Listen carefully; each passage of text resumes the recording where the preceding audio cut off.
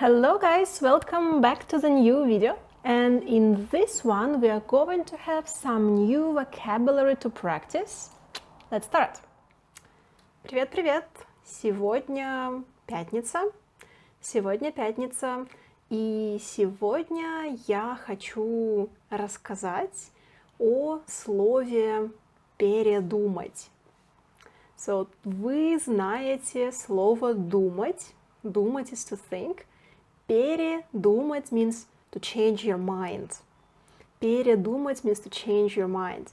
Например, сегодня я хотела поехать в центр города, но передумала, потому что мое занятие по йоге отменили.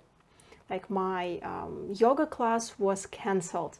So here we say отменили because we kind of mean that the subject is they, like they cancelled my yoga class.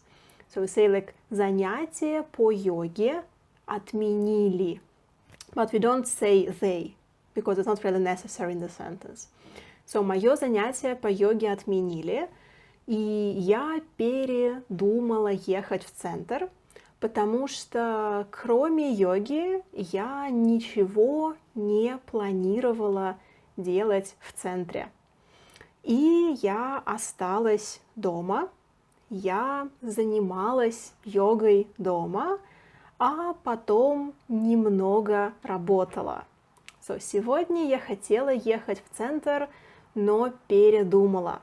You also can say я хотела заказать суши на обед сегодня, но потом передумала и решила, что сегодня я буду есть салат. Я решила, что сегодня буду есть салат и передумала заказывать суши. Yeah, usually you will use this verb in the past. Usually. Or you can say я не люблю передумывать. Передумывать, it's like not perfect form. Я не люблю, I don't like to change my mind. Я не люблю передумывать. Если я запланировала что-то делать, я не люблю передумывать, потому что это неудобно. Если я что-то запланировала, я чаще всего это делаю. Чаще всего, most often. А ты? Ты когда передумал или передумала в последний раз? Что это было и почему ты передумал, ты передумала?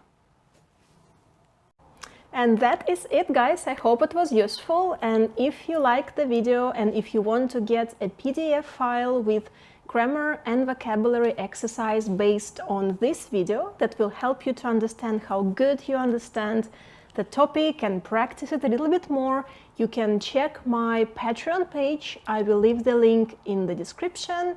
And see you guys next time. Пока-пока!